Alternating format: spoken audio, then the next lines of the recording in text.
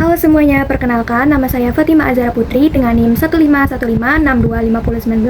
Pada video kali ini saya ingin menceritakan sejarah fashion pada era Renaissance. Renaissance, abad ke-16, berasal dari bahasa Prancis atau Inggris, berarti kelahiran kembali. Masa ini dimulai pada abad ke-14 hingga abad ke-17 yang bermula di Italia dan kemudian menyebar ke seluruh Eropa.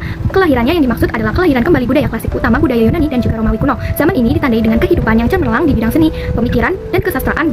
Zaman ini juga mengeluarkan Eropa dari kegelapan intelektual abad pertengahan. Busana Renaissance seperti busana di semua era, kompleks dan juga sangat beragam tergantung pada status sosial, kekayaan, dan tempat tinggal pemakainya. Semua orang mengenakan pakaian dalam linen di bawah pakaian luar mereka, terlepas dari apa lapisan luar tersebut sangat mewah atau sederhana. Pada pakaian luar, bahannya masih sama seperti era abad pertengahan, yaitu serat alami seperti linen, wool, dan sutra. Gaun wanita tidak lagi dipotong seperti tunik satu potong, tetapi memiliki jahitan di pinggang membagi konstruksinya menjadi bagian atas dan juga rok. Ini memungkinkan bagian atas yang pas dengan rok yang melebar.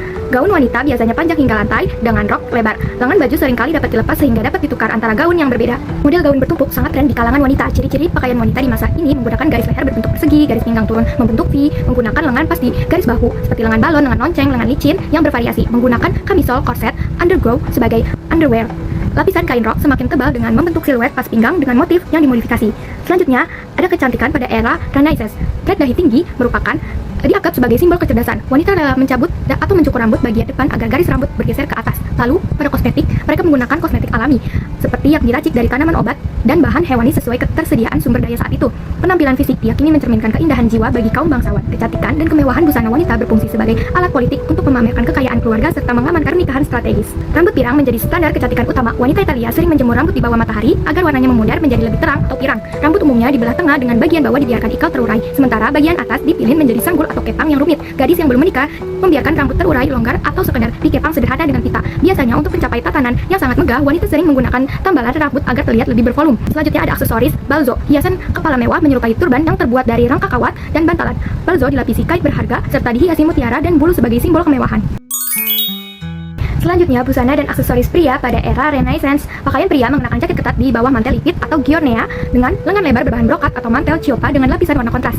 Celana ketat digunakan untuk menonjolkan bentuk kaki. Lalu, topi yang terkenal yaitu baret atau topi datar sangat populer, sering dipadukan dengan coif, bludru, atau tali emas. Bahan yang digunakan beragam, mulai dari kain biasa hingga material mewah seperti satin, bludru, ataupun jerami, sering dihiasi dengan bulu unta ataupun bulu merak.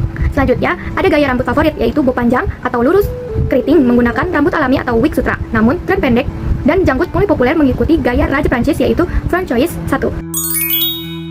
Dan yang terakhir ada alas kaki pada era Renaissance. Sepatu hak tinggi awalnya digunakan pria untuk berkuda. Hak tinggi menjadi tren wanita setelah dipopulerkan oleh Caterina de Medici pada 1533 agar terlihat lebih tinggi. Tren ini kemudian berkembang menjadi hak yang sangat tinggi menyerupai stiletto modern.